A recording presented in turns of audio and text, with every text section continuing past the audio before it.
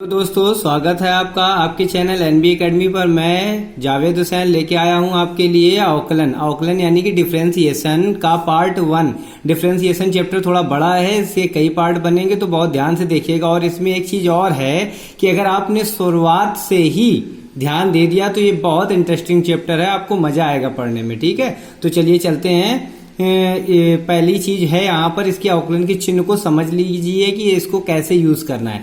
जैसे यहाँ पर x के सापेक्ष अवकलन अगर कह दे, x के सापेक्ष अवकलन कहेगा तो d/dx का यूज किया जाएगा। अगर यहीं पर कह दे y के सापेक्ष तो यहाँ पर y हो जाएगा, और अगर z के सापेक्ष कह दे तो z हो जाएगा। तो इस बात का ध्यान रखिएगा कि जिसके सापेक्ष कहेगा वो यहाँ पर रहेगा, d/d हर जगह चलेगा, परंतु x की जगह पे जिसके सापेक्ष कहे, यहाँ x कहा तो x आया है, अगर y कहेगा तो y के सापेक्ष हो जाएगा। ठीक है, तो इस बात का ध्यान रखिएगा। और कुछ चीजें और ध्यान रखिएगा, जैसे x, y, z, t, theta, w ये कांस्टेंट नहीं होते हैं। ये कांस्टेंट के रूप में डिफरेंशिएशन यानी कि अवकलन में नहीं लिए जाते। कौन कौन से?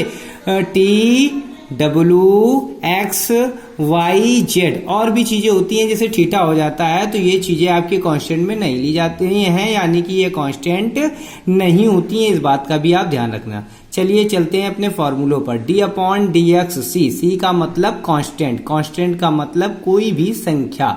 अगर कोई भी संख्या अकेली है तो उसका अवकलन 0 होता है। उदाहरण के तौर पे कह सकते हैं d/dx 10 लिखा हो यहाँ पर तो भी 0 होगा, d/dx 5 लिखा हो तो भी 0 होगा, d/dx 5 करोड़ लिखा हो तो भी 0 होगा। तो इस बात का ध्यान रखिएगा कि अगर कांस्टेंट अकेला है, यानी कि कहने का मतलब है कि उसके साथ x, y, z, t, w वगैरह के पद नहीं है, x, y, z, t, w के पद नहीं है, तो वो कांस्टेंट कहलाएगा और कांस्टेंट का अवकलन 0 होता है। इस बात का ध्यान रखिएगा। वो कांस्टेंट चाहे कितना भी बड़ा हो, 5 अरब, 5 करोड़, 5, 50, 15, 20, 25, -15, -20 कुछ भी हो, अगर अकेला है कांस्टेंट तो उसका अवकलन 0 होगा। इस बात का ध्यान रखिएगा। ठीक है, चलते हैं दूसरे फॉर्मूले पर। d/dx x की पावर n सबसे इंपॉर्टेंट फॉर्मूला ये आपका, ये ज्यादातर यूज होता रहता है बीच बीच में सवालों में, तो इसको जरूर तैयार कीजिए। बहुत नॉर्मल है, समझिए इसको कैसे करना है। यहाँ पर घातें दी हुई हैं, बस नियम याद रखिएगा, घातों के ऊपर मत जाइएगा। बस ये ध्यान रखना, x की घातें अगर चढ़ी हों, अगर x की घातें चढ़ी हों तभी ये रूल लगेगा, x की घातें चढ़ी होंगी तभी ये रूल लगेगा। ठीक है, ये बात का ध्यान रखिएगा। तो यहाँ नियम क्या होता है, घातें आगे आ गई, घातों में 1 कम कर दिया जाएगा, घातें आगे आ जाएंगी और घातों में 1 कम कर दिया जाएगा। जैसे उदाहरण के तौर पे अगर हम कहें x की घातें 5 का अवकलन करना है तो 5 आगे आएगा और 5 में 1, घातों में 1 कम किया जाएगा, यानी कि x की पावर n का यूज कैसे करना है, घातें आगे, घातों में 1 माइनस करना होगा। ठीक है, ये आपका दूसरा फॉर्मूला होगा। तीसरा फॉर्मूला हमेशा ध्यान रखना, e की पावर x हमेशा e की पावर x ही रहता है, e की पावर x हमेशा e की पावर x ही रहता है। अगर माइनस यहाँ पर लगाओ तो यहाँ पर आप माइनस लगा दोगे बस। ठीक है, e की पावर x का e की पावर x, यानी कि जैसा है वैसे ही रहेगा, जो यहाँ पर लगा होगा वो यहाँ पर आ जाएगा। जैसे यहाँ पर माइनस लगा तो यहाँ माइनस आ जाएगा। ठीक है, दूसरा फार्मूला ये आपको याद करना है, ये समझने वाले नहीं, याद भी करना है आपको। ठीक है, इसकी प्रूविंग भी होती है पर प्रूविंग आपके सिलेबस में नहीं है।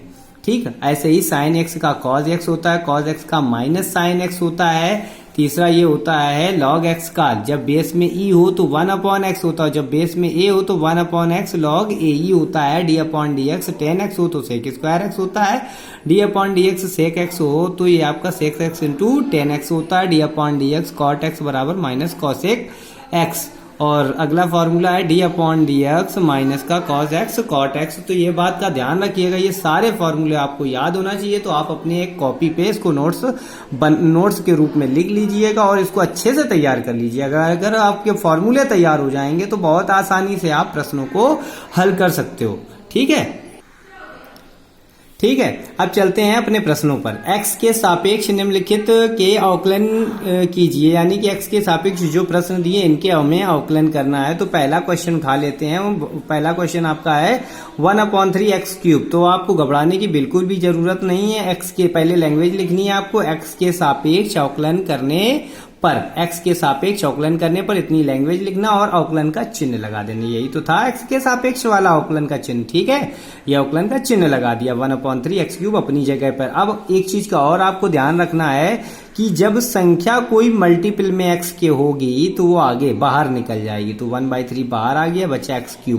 और अभी हमने एक फॉर्मूला समझाया था, जब घाते x के रूप के पावर में हो तो तरीका क्या होता है, घाते आगे घातों में 1 कम, घाते आगे घातों में 1 माइनस करना था। याद करवाया था अभी, घाते आगे घातों में 1 माइनस करना था। ठीक है, अब 3 से 3 कैंसिल हो गया, x 3 में से 1 घटाओगे कितना हो गया, 2 हो गया। ये आपका आंसर बहुत नॉर्मल है। फिर से देख लीजिए, x के सापेक्ष अवकलन करने पर सबसे पहले ये लिखेंगे, फिर अवकलन का चिन्ह लगाएंगे। जो संख्या मल्टीप्लाई में होगी उसको बाहर निकाल देंगे, तो d/dx x³ हो गया। ठीक, अब नियम क्या था x की घातों वाले सवालों का, घाते आगे और घातों में 1 कम, घाते आगे और घातों में 1 कम। तो ये 3 से 3 कैंसिल, x 3 - 1 का मतलब 2, आंसर हो गया ये आपका।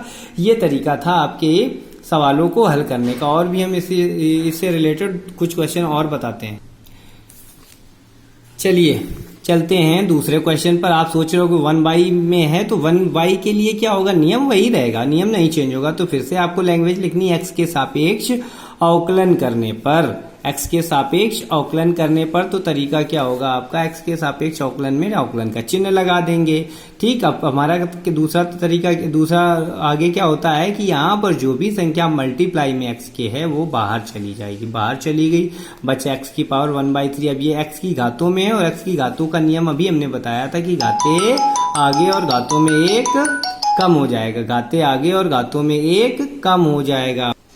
तो यहाँ पर भी 9 बाहर आ जाएगा और x की घाते 1/3 है तो घाते आगे और घातों में 1 कम हो जाएगा। इस बात का आप ध्यान रखिएगा। ठीक है, तो 9 × 1/3 यानी कि घाते 1/3 थी तो 1/3 आगे आ गया और यहाँ 1/3 में से 1 घटा दिया, 3 से 9 काटा तो 3 बचा और यहाँ पर लासा लेंगे, 3 एकम 3 में से 1 घटाओगे तो -2/3, ये आपका आंसर हो गया। चलिए अब नेगेटिव पद को भी देख लेते हैं। आपका है सेकंड वाला, x की पावर -5/2 x के सापेक्ष अवकलन करने पर d/dx x की घाते -5/2, घाते आगे घातों में 1 कम कर दिया, घाते आगे घातों में 1 कम कर दिया। ठीक है, और इसको घटाएंगे तो आ जाएगा -7/2, इसको घटाएंगे क्या आ जाएगा 7/2। ठीक, ये आपका हो गया। चलते हैं आगे अगले क्वेश्चन पर। अगले क्वेश्चन आपके क्या हैं, निम्नलिखित प्रश्नों को x के सापेक्ष अवकलन कीजिए। तो इस टाइप के सवाल हम अपने अगले वीडियो में डालेंगे, जो आपके लिए थोड़े बड़े होंगे। ऐसे ही धीरे धीरे करके हम बड़े करेंगे। अभी फिलहाल आप इस टाइप के सवालों की प्रैक्टिस कीजिए। धन्यवाद।